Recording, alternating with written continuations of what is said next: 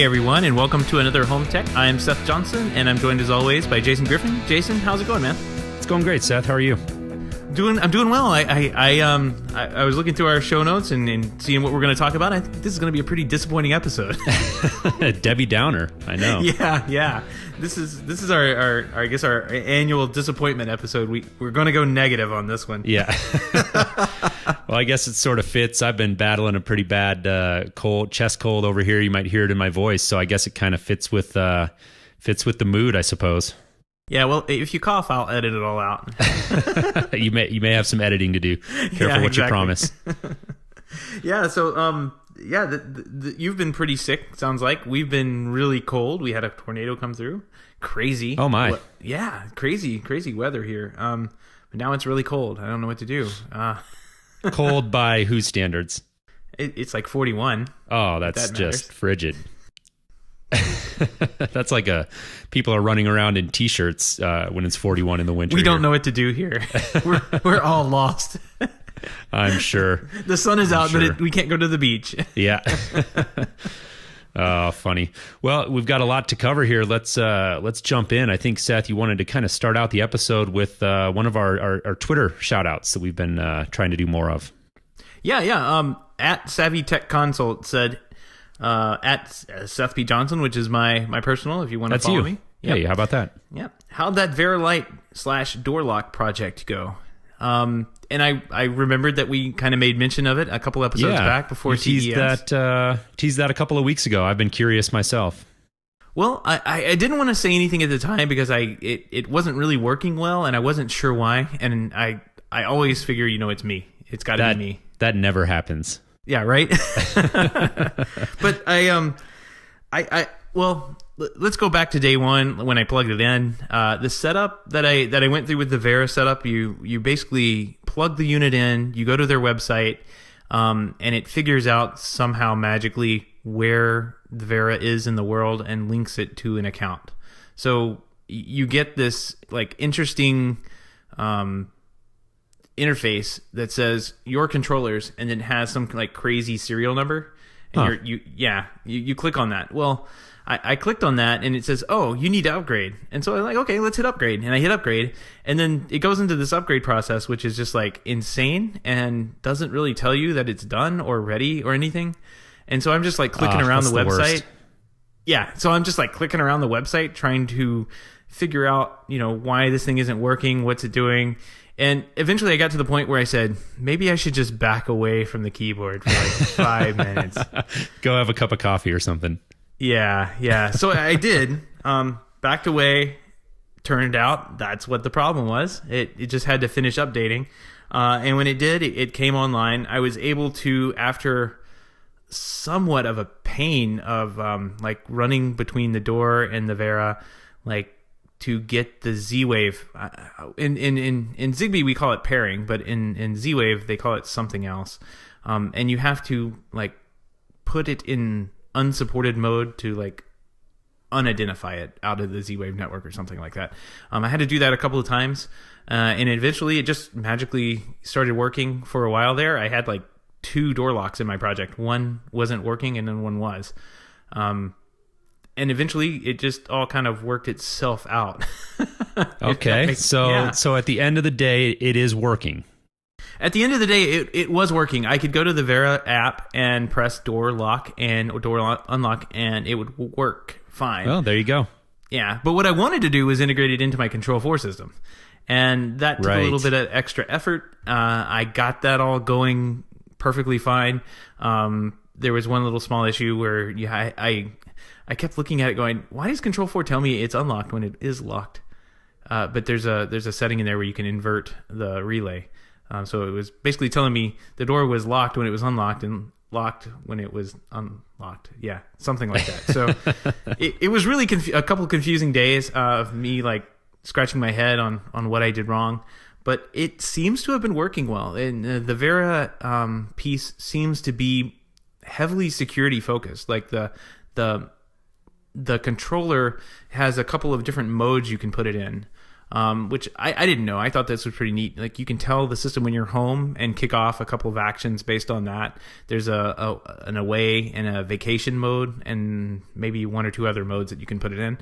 I haven't played around with those, just simply because I have a single door lock, but it seems like a pretty good solution for what I would call like the power user. Maybe I wouldn't put this in the hands of a novice.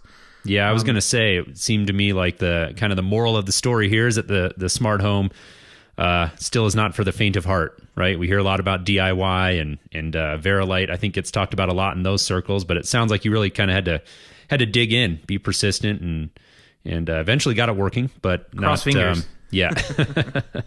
Do like the magic dance. And I think the best thing you said is sometimes you just have to take a step back, walk away, let it do its thing. So glad you got it working.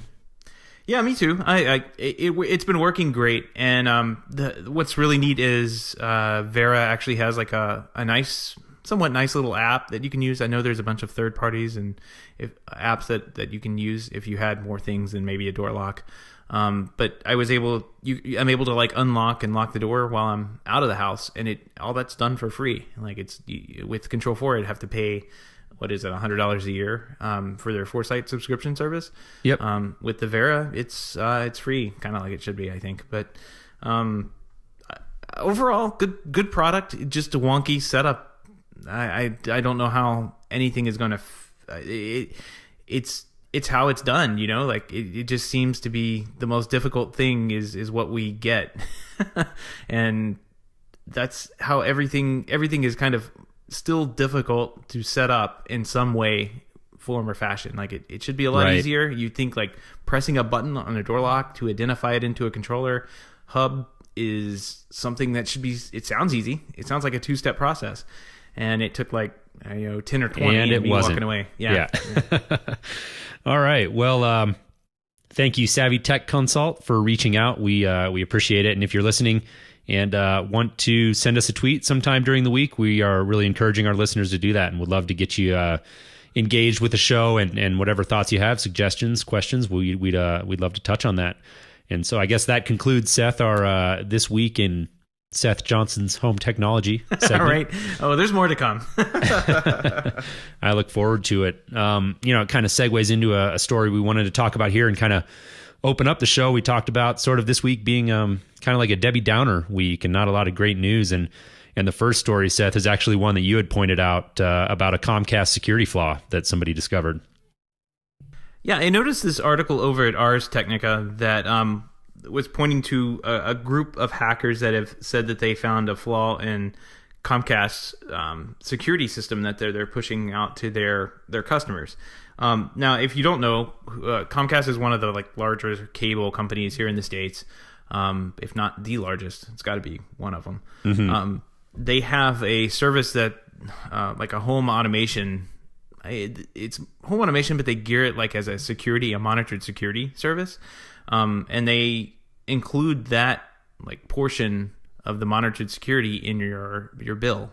So like I was saying with the Vera piece, I can buy this, $200, $100, $200 Vera piece and bind it with the same door lock that, a Z-Wave door lock. And that is free for me to control. But if I wanted to do the same thing through Comcast, that portion of the remote control would go through their through my cable bill, essentially, just like the internet. Right. So evidently Comcast has decided to use Zigbee, sorry, not Z-Wave, but Zigbee wireless protocol for their security devices.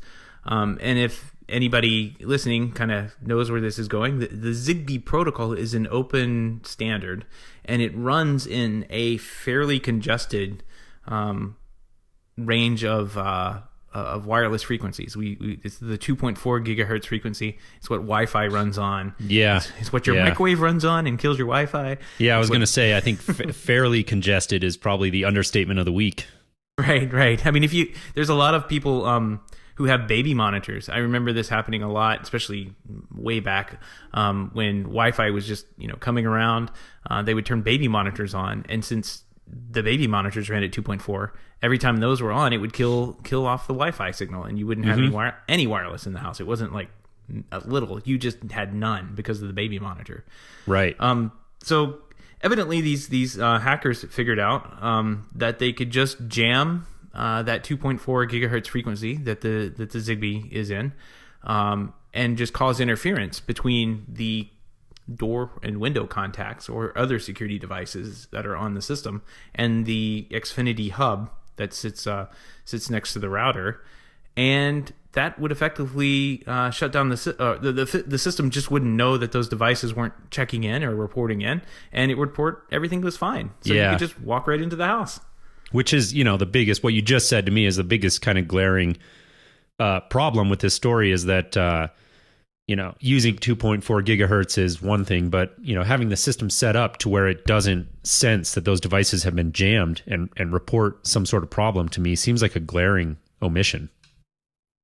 Yeah. And there's these guys attempted to email Comcast and find out what was going on, but Comcast wrote back and said, our home security system has the same advanced industry standard technology as the nation's top home security providers, which I've got to wholeheartedly disagree with.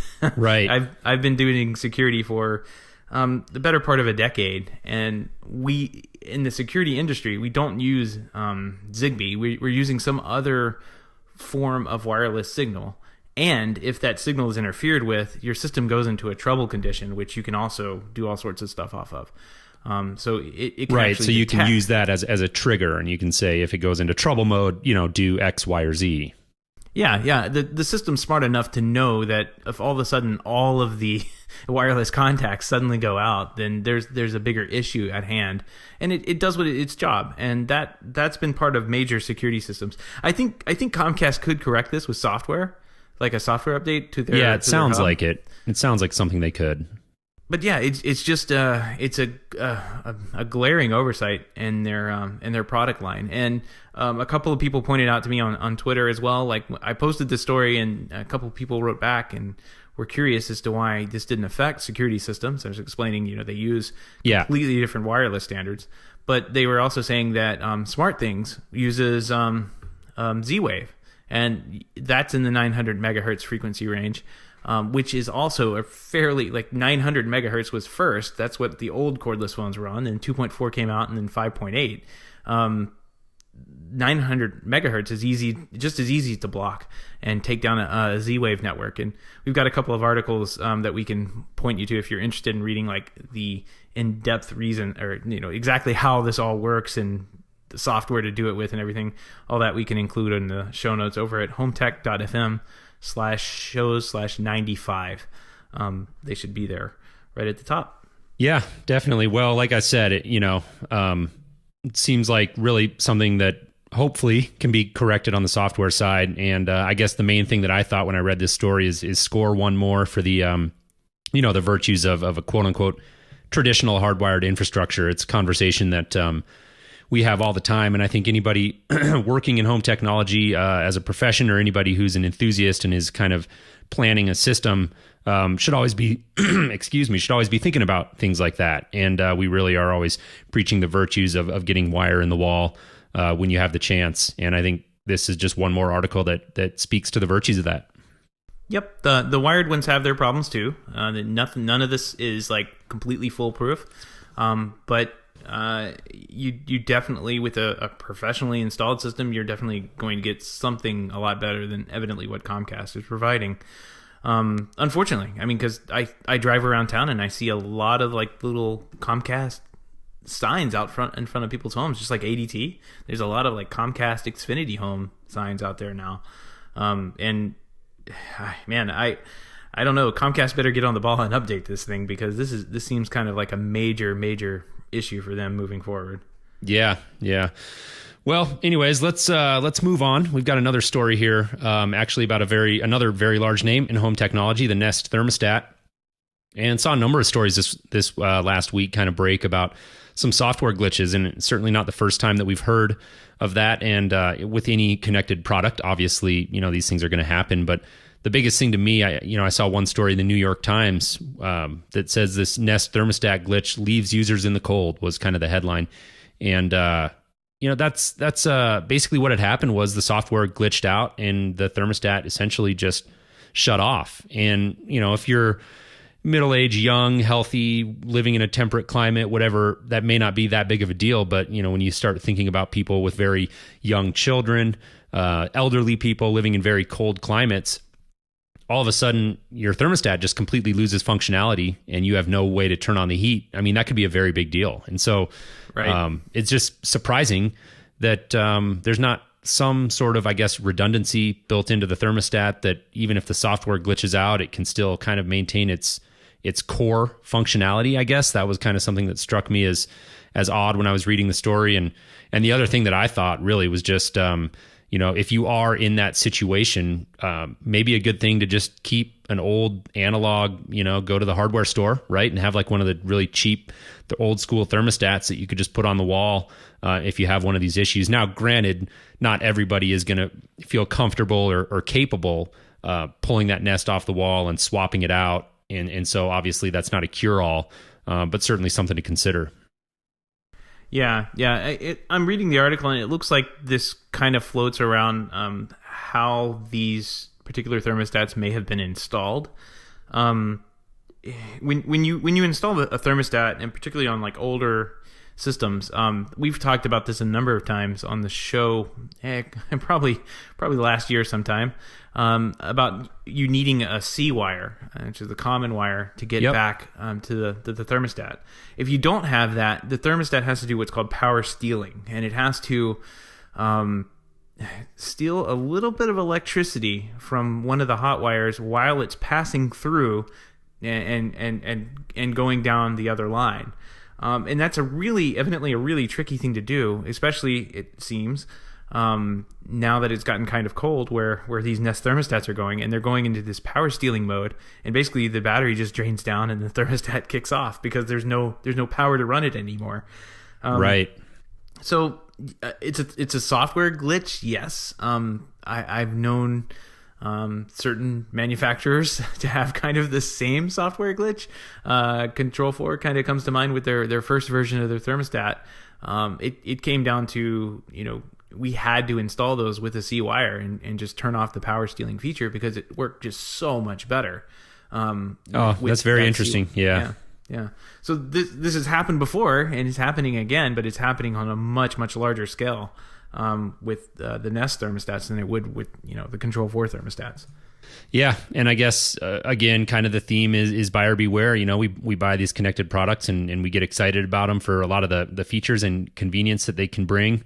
But there's always drawbacks. It sounds to me like this is kind of an issue, Seth, that you've run across with other thermostats that may not have been, a direct comparison to the Nest, but either way, always something to consider when you're shopping for these products. And I know for me, I've got an Ecobee here at home, and it's been working beautifully, but I kept the old one. I rent right now, and I kept the old one obviously around. And that was kind of, again, the first thing I thought when I read this article is if I ever did really have that sort of issue, I could at least put the old one on. And even I believe in the article that I was reading, he mentioned just going down to the hardware store and buying like a $15 thermostat there just to kind of get the issue resolved. But always trade-offs, right? I mean, that's something we talk about a lot. And speaking of trade-offs, that kind of bumps us into our next story here, which is Samsung Smart Things. And, Seth, this kind of goes back. You and I talked about Smart Things around our holidays, one of our holiday specials when we were sort of right around Thanksgiving. And you and I were kind of looking forward to Christmas and talking about some of the things as a home technology enthusiast that you might consider, putting in someone's stocking. And I had mentioned Smart Things because I think they do a fabulous job at least marketing the product, and it looks like a very compelling platform. I don't have any direct experience. Well, right after we had talked about that, we had actually a couple of different listeners reach out to us and let us know that really polished kind of appearance that you hear about Smart Things is not consistent really with the end user experience. And thought that was interesting. I think we had alluded to that on a show afterwards. And then this week caught a blog post on streamingmediablog.com, which was a site I was not familiar with, but it came across one of my feeds or Google alerts or what have you. And, the title of the article pretty much says it all. It says Samsung SmartThings home automation platform is so unreliable, they should stop selling it. That's a pretty strong statement. Yeah. And I was going through the article and kind of reading. It looks like he's had a lot of problems over the past year or so with this particular system. And I really do feel for this guy because, Jason, I'm pretty sure that you and I both have had problem child systems that have been installed over the years. And as custom integrators, we do like everything we can to make the technology work better for the end user. And sometimes it just comes down to, who knows, ghosts in the machine, or it's probably gremlins. Yeah. And you have these problems you just cannot get around. And it looks like this guy tried. Samsung has tried. Like they reached out and tried to help him out, and it's just not working for him. At the end of the day, it just simply doesn't turn on and off his lights correctly. It doesn't work, and that's really disheartening, I guess, to me, because I was just like you. I was pretty excited about the Samsung's platform. I was excited to see at CES that even with the reports that we had come to us, that they would start including this into their TVs and refrigerators. Yeah, just had to get that in. Yeah, right. I was excited about that because it brings this general awareness, but they've got to do it right, and it's really sad to kind of see SmartThings kind of going down this black road. eye. Yeah, I guess Nest is getting it, SmartThings is getting it, Apple gets it. I mean, everybody seems to get it at some point. Well, the thing about SmartThings to me is like, ever since we mentioned it now, I've heard, from multiple different sources, unsolicited, just and otherwise, just reading and being online and doing what we do as part of the show prep and everything. And it's like where there's smoke, there's fire. And it seems like SmartThings really has some work to do.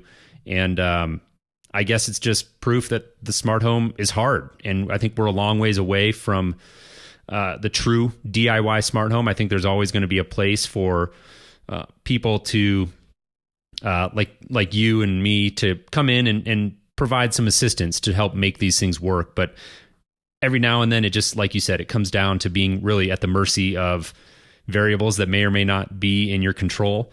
And when you start talking about something like the inability to turn lights on and off, obviously that's going to frustrate people very, very quickly. It's one thing if you can't get your music to work, or the Pandora station you want to listen to while you're having your breakfast keeps buffering or whatever, that's kind of annoying. But not being able to turn the lights on and off, the previous story we talked about, not being able to turn the heat on if it's 5 degrees outside. I mean, these are big deals. And or 41. Yeah. Or 41 if you live in Florida. Right. I can see you just bundled up in your blanket and sweater and sipping some hot chocolate. But you have no idea. You have no idea how close you were on that description. Oh, I do. I mean, I grew up in Arizona and spent a number of years out in California, so I know what it's like. You get acclimated, right? Oh yeah, definitely. But it's unfortunate. I agree with you. I think that anytime the smart home and home technology gets black eyes like this, it's bad for the whole industry, and it really kind of casts what we do in a bad light. And it's unfortunate, but it is a reality. And these are complicated devices. We're filling our homes with little miniature computers, and you don't buy a computer and expect never to have to give it a reboot. And unfortunately, that's just part of the deal. When you start buying a lot of little mini computers and sticking them all over your house to do all these different functions, part of that is it just comes with the territory. So hopefully this gentleman can get his issues kind of straightened out. And it sounds like SmartThings is now engaged in trying to help him out, and wish him the best. Yeah, absolutely. Well, I guess we have time for one more disappointing story. Yes, we do. And it looks like somebody who attended CES, covers the home automation beat, was pretty disappointed in what he saw or didn't see very much of at CES. Yeah, this is an article on Forbes Tech from Mike Krell, and I'm not super familiar with his work, but came across the article. And it's headlined a disappointing CES for home automation. And essentially the gist of the article is that, as the title implies, he was kind of disappointed with what he saw in the smart home at CES this year. And really the point he's making has to do with the pervasiveness of kind of point solutions and not a lot of differentiation between, the plethora of like smart light bulbs, for instance, that we're seeing on the market. And really he's making the argument that manufacturers and people who are trying to get into the business of providing connected home products really need to think about the experience and the end user experience and sell the experience and manufacture products to that end. And I couldn't agree more. I mean, something really resonated with me when he said that, because this is what we do as home technology professionals. This is what we've been doing for decades, is trying to go out and take all of these different various point solutions and make them all work together in a cohesive way that's easy for the end user to operate and understand, and actually adds value to their home and not just, aggravation. So I think it was an interesting article and definitely one that's worth a read. Yeah, and I mean, integrators will all know this, and we've probably all heard this. Like, we talk about all of these brands of home automation gear, and that's like one of the things that you don't sell a brand, you sell a lifestyle. I mean, there's convenience to some of these products if they're installed and they work correctly, and I just don't think that the DIY industry has come to either understand that or understand how well things would and could work if there was more integration between each different platform that's out there.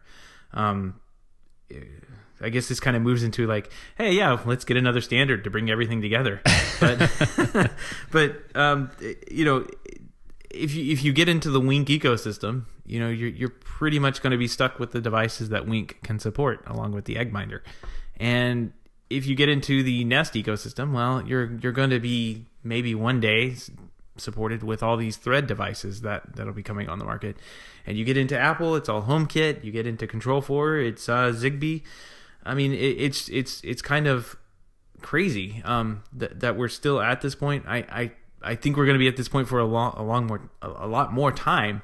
But when you're looking at all these products, the big thing to do is to step back, say, what do I want to do, and then figure out how to do it with the products that you have in front of you, and not necessarily with a certain brand. Like, don't stick to a certain brand. That's my biggest advice, because if you get all in one ecosystem, sometimes you can get burned pretty bad. Yeah, and I think it's a kind of a two-part conversation. I mean, there are people out there, and a lot of our listeners to the show I would say fall into this category, that don't mind tinkering and making things work and experimenting and figuring out, how to make a device from manufacturer A talk to manufacturer B when maybe they weren't necessarily made to do that. That's a small fraction of the population, and the vast majority of people, when they think about home technology, or when you bring it up in a conversation or you're trying to sell them on the idea, it sounds cliched to say, but they just want a system that will add value and add convenience to their lives. And this is the point I'm always trying to make when we get into conversations about all the different standards and protocols. It's important to think about that stuff.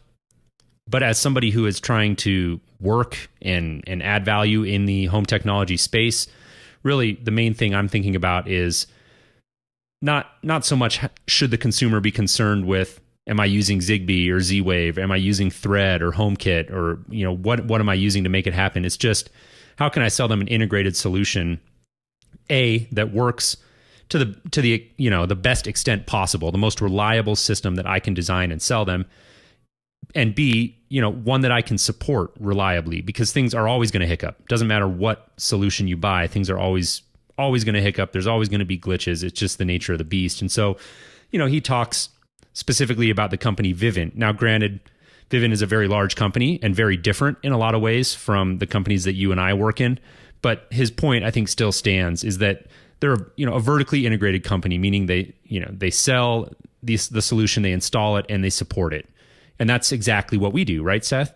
And so that's, to me, what really struck me about this article, was just thinking about this idea of, and he even uses the term home automation as a service. Julie over at CE Pro has a term that she's kind of coined that I really like, which is smart home as a service. So same kind of deal. And I think we really have to think about that as a consumer and as a home technology professional. What am I really selling? Is it the boxes or is it the service and the experience? And I think it's clearly the latter. Yeah, definitely. Good points. All good points. I completely agree. So anyways, a great article, and I think one that's really worth a read. I think our listeners will enjoy. So we'll include a link to that in the show notes again at HomeTech.fm/95 is where you can get to that. And Seth, I think that kind of wraps up the negative news for this week. Let's move into something. Let's move into one or two things a little more positive, eh? Let's make them smile. Yeah. A small bit of good news, and this is actually already come and gone, and so the event has passed, and it was only really applicable if you live in the UK, which I think a fair amount of our listeners do, and in Canada, and that was the first ever live NBA broadcast in 4K. And so 4K, content is something we talk about a lot. 4K TVs are obviously the big deal now, but really the conversation always comes back to where's the content? And one of the most challenging things that we can point to is live sport broadcasts. There's a lot of technology that has to go into making that happen. And we think that really when we start seeing more of that is when we're actually getting close to broadcast 4K content becoming more prevalent. And so actually January 14th, so about a week ago as we sit here and record this, there was an NBA game over in London, and it was broadcast on BT Sport in the UK and Rogers Communications, I guess, in Canada. And that's pretty cool. I think it's great that the NBA is doing this. I would be really curious to know exactly how many people watched or were able to tune into that. But either way, I think it's promising and it bodes well for the future of 4K. Yeah, and it looks like this is only available to customers who are subscribed to two particular channels, one in the UK and one on Rogers in Canada. Yeah, yeah. And so I was like, I'm thinking about how are they doing this? They're obviously using some kind of whatever these decoder boxes are able to support 4K. You have a 4K TV, everything lines up correctly, and it should work fine. So that's exciting. Yeah, it is. But yeah, I think like you were getting at, I think the point you're making there is probably a pretty small target. Once you weed down, okay, you've got the UK and Canada, then you've got these two providers, these two channels, and then of that pool of people that are subscribed to those two channels, they've got to have all the hardware in line, the right set-top box, and the right TV to display it. So I'd have to imagine it was a fairly relatively limited number of people that were able to watch it. But again, it's exciting to see this start. Yeah, and it's not like if you want to mess up, do it epically, like do it in front of a small audience rather than like the Super Bowl is going to be in 4K this year. Everybody run out and get a 4K TV and then fair point. And fall flat on your face. Yeah, fair point. Well, and we have a funny little diagram from a friend of the show, Chris Pender over in the UK. You're going to do it, huh? You couldn't resist one more piece of bad news. Well, this isn't bad news. I guess that depends on how you look at it. Chris is just trying to help us out, man. I couldn't tell if he was trying to help me or just make my head explode. Well, he made up a nice little diagram of how you can determine what Blu-ray format is going to play on your new 4K TV. And he starts on the left-hand side with the evidently 4 versions of Blu-ray discs that will be available to consumers in the upcoming years. One is UHD HDR, one is HD HDR, UHD, and HD. So all of those discs will be kind of laying around, right? And I guess they'll be designated somehow as to what particular type they are. I have no idea. The new Blu-ray players are only going to play the first 3, and I'm not going to try and redo those. Just go look at the diagram. Yeah. The regular Blu-ray discs will actually play in the new Blu-ray player, which, and I'm sure DVDs will play and CDs too. My customers always ask me about that. But current Blu-ray players, like if you have a Blu-ray player that you bought last week, it will not play these new formats. It simply won't play those new ultra high definition discs, which makes sense. That part definitely makes sense. Yeah, because you're probably going to end up paying a little bit more for that, and more for the Blu-ray player that plays 4K, and of course more for the TV that plays 4K content. So all of the Everything is aligned, and you cross your fingers, turn around, dance twice, look through a mirror, through a reflection in a fish tank. I suppose, all of this, this makes sense. But man, what a pile of spaghetti this turns out to be. Yeah.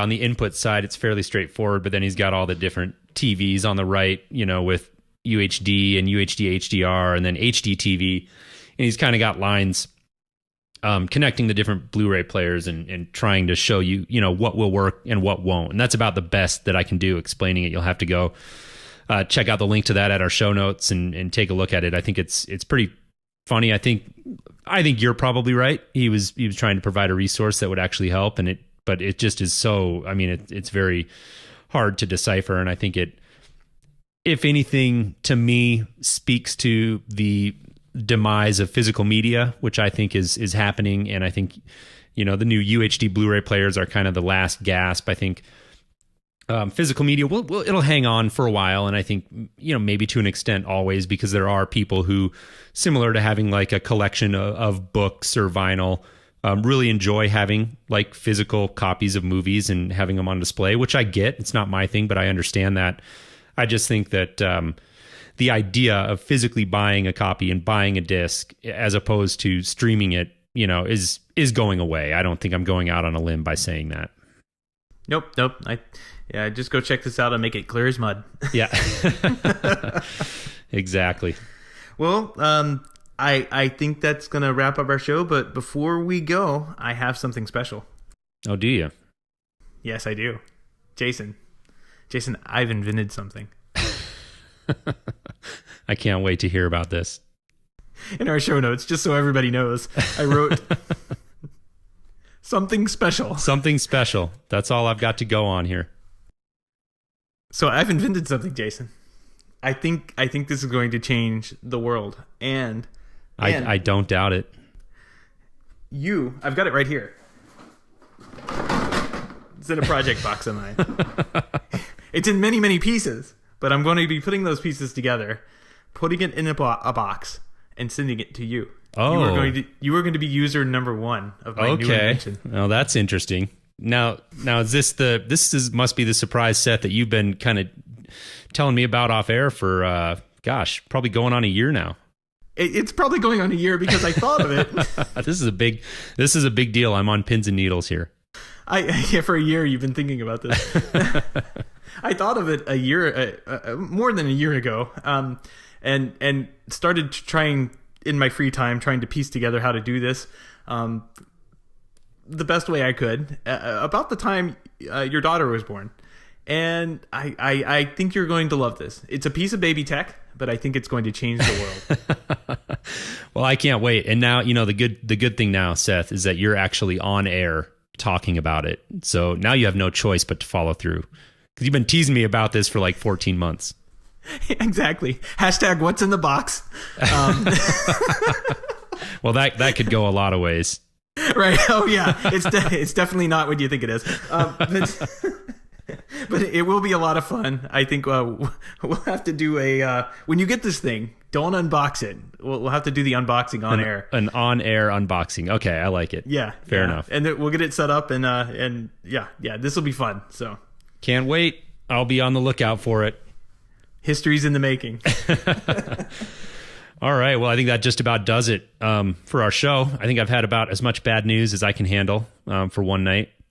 So I'm going to step away from the mic and go try to find something positive to read.